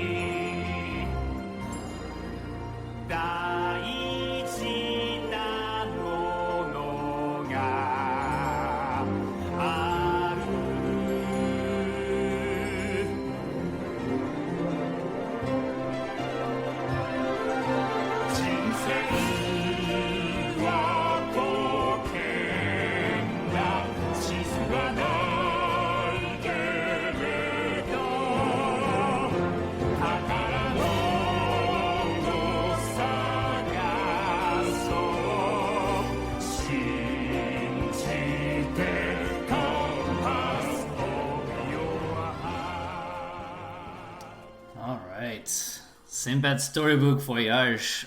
So Abby on the chat was telling me that it's a Riskin from A Scary Story. Wait, are you guys back? Yeah. Okay. Yeah, hi. It was very quiet. I'm like, hello. I'm just reading someone in the chat who's asking about last week's full podcast. Yes, I have not put last week's full podcast on the feed, and it is my fault. And I still have it, but I feel like now it's too late. No. But it was the birthday episode. You should do it. And we had that really cool interview. And then everyone can hear. No, I did put the interview, though. I know, everyone can hear how terrible the show was after that interview because we were like, oh my God, that's so good. The people need to know. Stop censoring. It was a 3-hour extravaganza last week. Oh my wasn't God. it? Okay, fine. I will put both. Put it up. I will put both. It was a good episode. It was a good episode. We Fine. We went down memory lane and stuff. It was really good. Okay, Yeah, I want to listen fine. to it, so put it online. And so Miriam also was saying, can you see more of the episode and not just the latest one? If you go to Apple Podcasts or Spotify or Deezer or any of the other services, podcast services, you can see the entire lists if you just look up GLP report. So I'll put it on. Okay, fine. I didn't know people care so much. So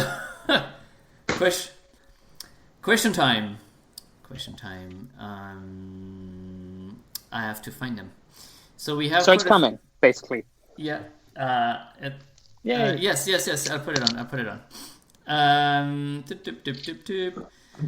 I had a good one. I saw a good one before. I'm clearly very prepared. Oh yes, I had a good one. Eduardo sent a few questions. Thank you, Eduardo.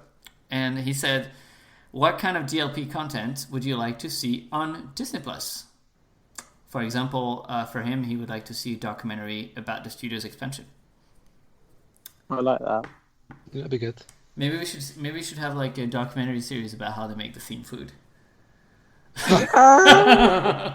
one of those like 60 seconds or less thing. It'd be great.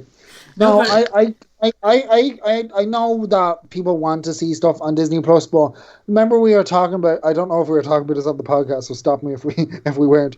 But remember we were saying that Disneyland Paris likes to spend resources, but in the wrong area. Yes, And like that was definitely on the podcast. I'm not saying because I would love to see Disneyland Paris stuff on Disney Plus because it would be such a great ad for the resort, and people would be like, "Oh my God, I might go and check Disneyland Paris out," whatever. I think it'd be great, but like at the end of the day, I think we have like much bigger fish to fry, and not unfortunately on Disney Plus. But that's only my like if I could choose, which definitely. But I feel like that's a different company almost. Like Disney Plus would be paying for the show. There are 2 pieces of Disneyland Paris content coming to Disney Plus. If you've been watching the One Day at Disney shorts, there are 2 from Paris coming. One is with Cyril, the watermelon carver, and the other one is, I can't remember her name. A pastry chef. Yeah, it's the pastry chef at Waltz. And they have been filmed. I have words for her. Well, but Waltz, to be honest, Waltz is good. So, of course, if you're going to showcase, like, California Grill at Waltz, yeah, hello. Yes, Paris is amazing food, but this is not for, like, the mortals like us. I mean, Waltz. But they have been filmed, and they are coming. And if you like themed food, a couple of weeks ago, they had a really good one with the person that makes the toffee apples on Main Street at Disneyland. And it was a very good episode. And when you Who was the guy who did who was the guy who did all the sort of themed area videos a while ago? He was looking at Main Street. He's looking at Main Street. He looked at Hollywood Tower. So if you extended those, that would be pretty fun content for Disney Plus. I feel like he needs to go deeper into the explanation. I feel like it's still a bit more like general public. Yeah, which an extended version on Disney Plus would give the opportunity for that if that was the sort of content that they could do. Yeah. Yeah, I think it'd be nice to like learn more about how the park works, and or like maybe. You mean like a kind of? One thing I like about members around, or I don't know. The One Day at Disney thing that I really enjoy is how they've taken out. It's not the Imagineering story. It's sort of like okay, so how does Disney operate on a day-to-day? And they're basically infomercials, but they're really interesting, each in their own individual way. I'd like to see more of them. I like them, actually. Yeah, it'd be interesting to see, like, how do they open the park in the morning? What time do people get there? Like, who's the first person to get there? What are the duty managers doing? I mean, obviously cast members know what they do, but like it's not really obvious for everyone. I love this operation side of things. Yeah, so if you haven't watched One Day at Disney, all the little shorts, there's going to be 50-something of them. Watch them, they're really good. Are they released like weekly, or how does that work? Yeah, it's about 5 minutes a week. This week was the facilities manager, I think, at the Golden Oak Ranch in California, yeah, which is sort of about 30 miles north of Los Angeles, and it's a big sort of studio lot that Disney own. And he talks about how he looks after it, which is really cool. Huh. All right then. Next question, and that's an interesting question because it's something that we don't really know about. If you look at the Walt Disney Studios expansion plan, do you think Toon Studio needs to be fixed? If so, what would you do? And yes. He says carpets is a bit weird among all the Pixar attractions, and why is Buzz meeting in Toon Studio instead of Toy Story Playland? What is going to happen to Toon Studio? Do we know? The original concept art, Jeff, showed them expanding Toy Story Playland to fill out the path that's going to go down the middle of the park. But then apparently those plans have been revised now. So yeah, because we're gonna get the ass attraction, alien swirling saucer. Mm-hmm. But apparently that's not happening anymore because it's kind of not great. Well, it's exactly the same attraction basically as Cars. So yeah. I think you can rip out the flying saucers. And I think then you have a really nice Pixar land because you've got Cars, you've got Crush, Toy Story, Ratatouille. And where you had the flying carpets, you could almost put, I don't know whether it's going to be big enough for a full quick service, but it might be big enough for a good snack stand with some seating. Yeah, or even the easier option if you just put Inside Out, Emotional Whirlwind, and then just put that in there, or even made it into like a kind of a bigger, just even more meet and greet-ish area that can be like, that Toon Studios up by where Mickey and Buzz meet. It's like so tiny, it's ridiculous. They could even make it into like a more kind of like even just an area where like you can come out, have like a wall there that you can take photos at, and then meet like a couple of Pixar characters at like 10, 11, 12, and 3 or whatever. I don't know. Like you can in front lot, they just let like Pixar characters run out there for a while, and then like, right, see you later. Yeah, because and also you could do like you remember in Hollywood Studios they had like that sort of Pixar Studios entrance. It's like a beam with like some brick walls. They could build that from the end of Animagique all the way across to Art of Animation, sort of like close off that area nicely. Those water features that are like these big balls, and they just like have water that goes all over them and into a little pond at the bottom. You could have that as the Luxo ball. That'd be really fun. Yeah, that'd be cool. Yeah. I think Toon Studio. Sorry, I think Toon Studio needs a lot of help though, because it looks just now. It feels like it's like a very expensive carnival. Do you know what I mean? Yeah. Because it's all like real. It's like kind of the things you would see at like Winter Wonderland, but like really well themed versions of them for most of the stuff. Eventually, this all should be part of that theater district idea, because it would go from out of because Animation Celebration and Animagique is part of theater district. Yeah, but like then you've got Cars Race Rally next door. No, but if you like wall off between Animagique Theater and Animation Celebration, you could like close the land here, and then behind this it's like Pixar, because then you get into Cars, you get into Crush, you get into Ratatouille, and you get into Toy Story. I think that does become Pixar land. I think it's the writing's basically on the wall, right? Right. I mean. But are they going to do that, or is it just going to be like awkward as usual? Of course, Cars Tram Tour is going to be up there as well, so that's another Pixar ride. Exactly. So I feel like now's the time. Now is the time to do it. and the Cozy Cone quick service location. Yeah, and I feel like, if you're not going to build the alien attraction in Toy Story Land, then build a new restaurant, because Toy Story is great for a restaurant, and they're making one in Hollywood Studios. Just copy it; it will be so cheap. Yeah, and then they were going to put a big statue of Woody, weren't they, and have a second entrance. Oh, were they? Yeah. Oh, like the lakeside entrance, yeah, because then it's going to connect to like the lakeside. Oh man, when is this going to be done? Can't wait. I can't wait for it though. I'm still looking forward to right? it. Oh, I feel like it's in so long. So let me get the next question. There was a question about Stitch, but I don't know. Sorry. Do you think Stitch fits the new theme for that area in studios? What area? I don't know. In studios. No. More. So what else? I don't know. Stitch. I don't know what the question relates to. Stitch should be either at the Theatre back of District. Adventureland or in Discoveryland, and that's kind of really Yeah. Well, Jack came by with a question. He says, let's talk about Mission Breakout. Okay. No, he said, just kidding.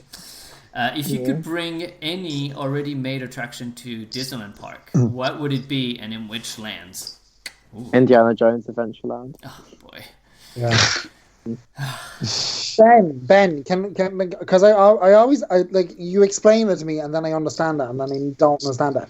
Why do you not like Indiana Jones Adventure as much as everyone else does? And I'm not attacking, but I just can't remember. I know. I just feel like I don't want to be all Bob Chapek on you guys, but I just feel like Indiana Jones is kind of like an IP that anyone under 30 just doesn't know or care about. And so you're kind of alienating already like more than half your audience. And Well, good news is there's an Indiana Jones film coming. Right, but I mean, is it going to be good? Is it going to be good? Is it going to happen? I know, that's what I was thinking. You say there's an Indiana Jones film coming, but the rate they cancel things these days. But I mean, think you're right, is it worth having a whole attraction about a movie that's not even made yet? I don't want a copy. I don't want a copy of a 25-year-old ride either, Exactly. to be honest. And the technology is quite old. I mean, it's the same technology that's in the Cars Racers, and that's in Journey Center of the Earth, and that's in. It's a good technology, but do something. Do something.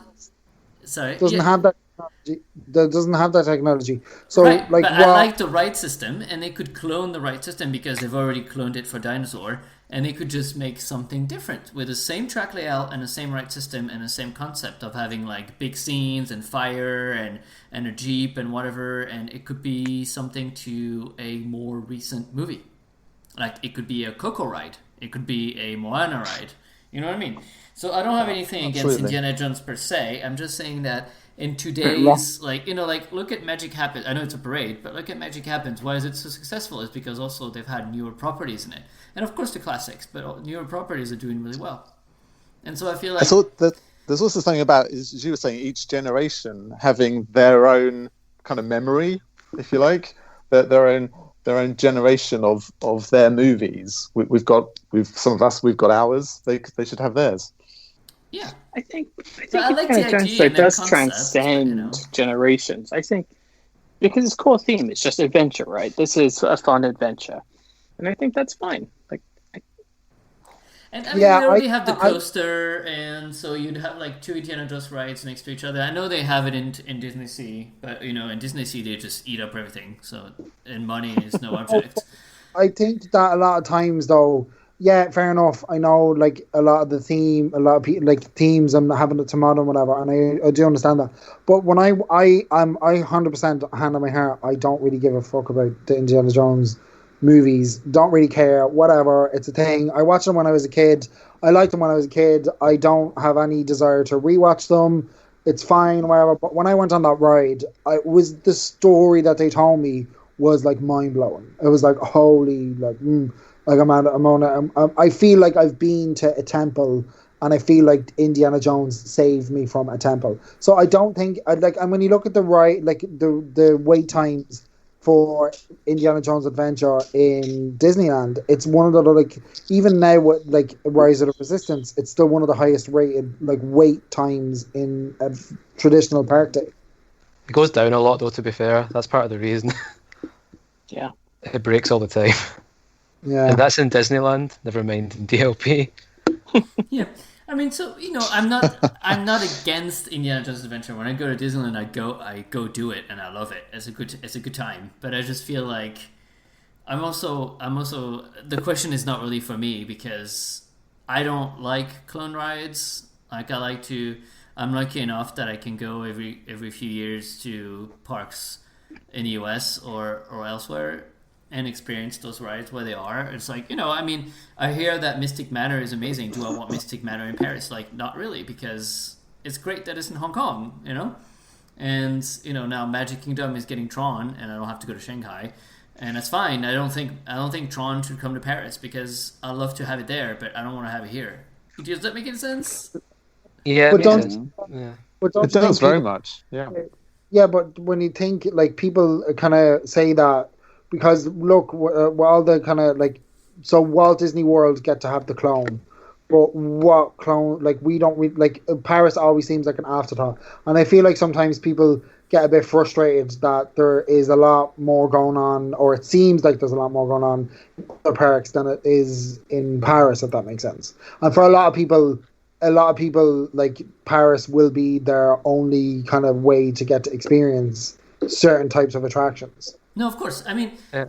I agree with that sometimes it feels like Paris gets left behind, but also you have to remember that Disneyland is over 60 years old, and Disney World is going to turn 50, and Paris is not even 30 yet. So attractions get added over the years, and also audience grow over the years, and also Disney World is a huge market. People come from all around the world for it. Paris, people come from certain countries in Europe. It's just not the same type of market. There's just not as much money, and I feel like you can't compare, like, oh, Disney World is getting everything. Yes, because Disney World makes, like, you know, 100 times more money than Paris, like, to begin with.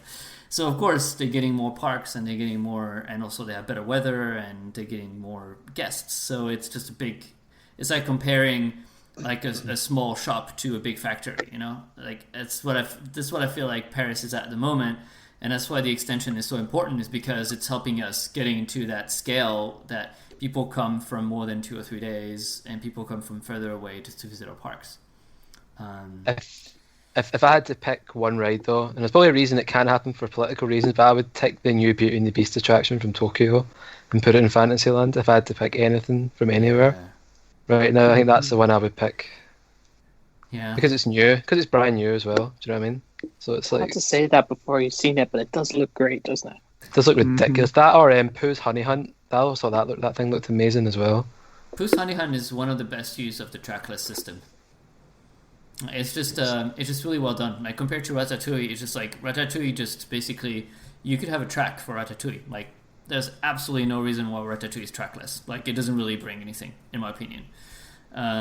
But like in Pooh's Honey Hunt, like, they all like dance together and swing around, and then you get into like various stations around the room, and you just like switch over with the next one, and you just go and like twirl around. It's just like, it just makes sense for it to be trackless, because there's so many ways these things go.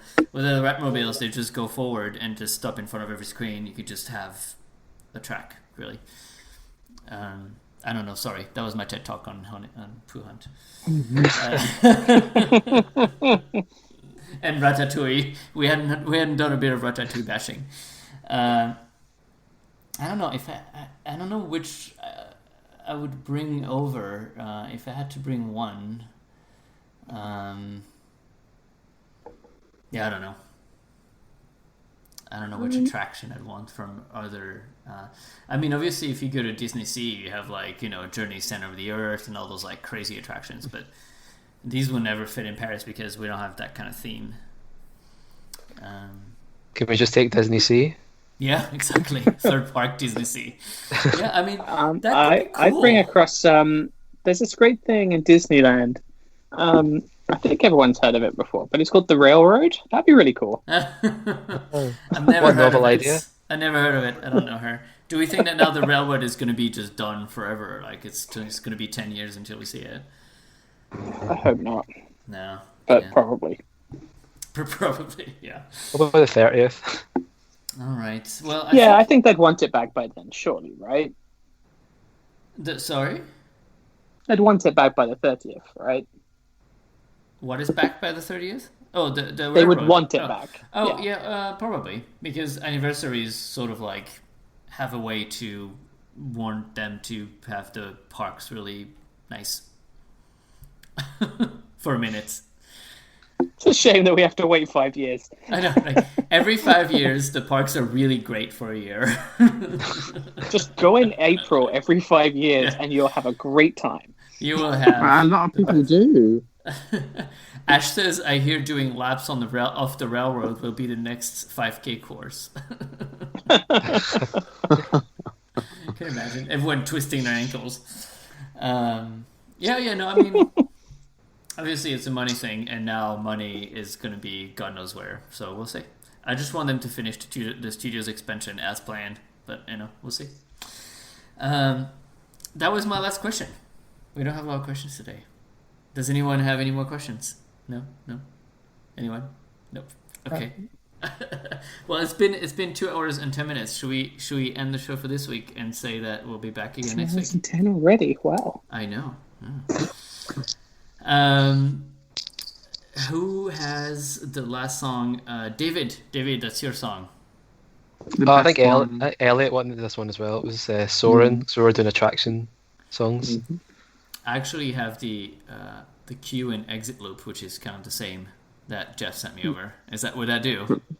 Yeah. All right. Yeah. It's the same song. It's the same, but it's got a bit more like mix. spacey. Okay, fine. All right. Well, everyone. Miriam had a question. What topic? Oh, what was your question? Oh, yeah. She said, "Do you think we'll have a show on a new Frozen Lake?" Yeah, they've said that there will be shows on the Frozen Lake. So yeah. So we'll That's see. quite a few years off as well. We'll see. Sorry. It's a few years off, so that means the bounce back from this will be over by then. Yeah. I mean, the main reason to make the lake is mostly to have shows on it, and also to space out and have placement and theming, but mostly to have shows on it, probably. So Don't Have worry. a bench. There's plenty of time for them to cut up from now till then. There's loads of time for them to cut the budget, so you'll be fine. Don't worry about it. Patrick, stop it. We're staying positive. It'll be a little pond by the end of this. No. Don't worry. It'll be a fountain. It'll be a fountain. All right. Well, thank you everyone for joining the show today. We'll be back next Monday, and I guess for the next 3 Mondays. Oh boy.